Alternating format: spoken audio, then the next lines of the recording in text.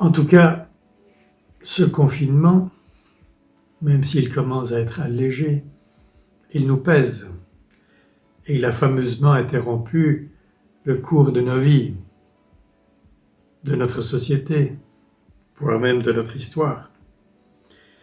Et il faut se demander si cette pandémie a interrompu cette course en avant ou bien s'il y a effectivement une rupture.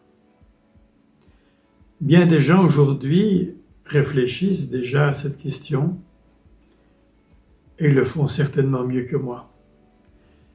Ma conviction, c'est que c'est un véritable tremblement de terre qui nous oblige non seulement à réfléchir, mais à vivre autrement. Alors c'est vite dit.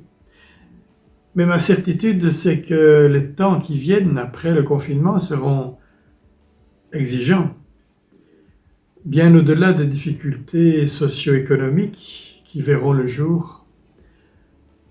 Nous serons obligés de changer notre façon de vivre.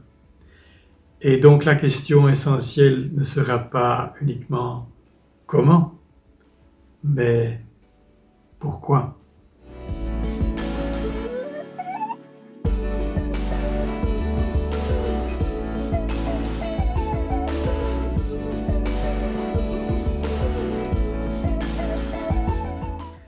Au cœur du message de Jésus, il y a un appel à la conversion.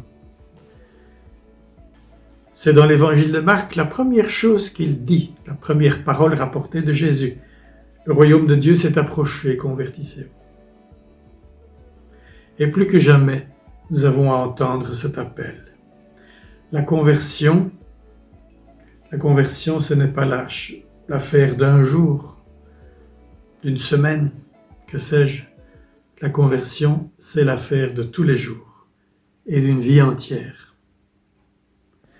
Je ne sais pas très bien ce que cela signifie pour l'Église d'aujourd'hui et de demain, mais je sais ce que cela signifie pour chacun de nous.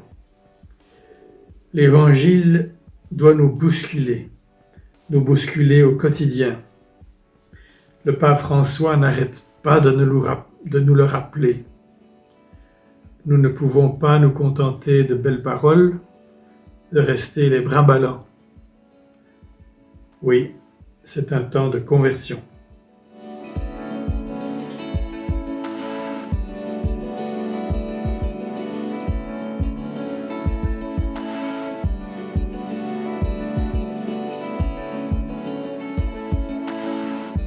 Laissons-nous donc toucher.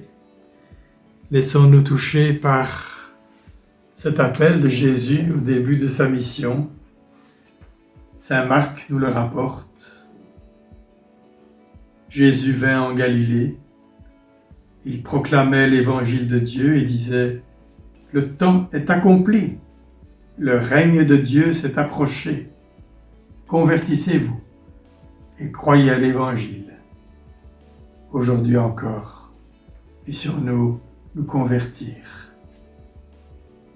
Si cette capsule vous a plu, n'hésitez pas à la transmettre. Bonne journée.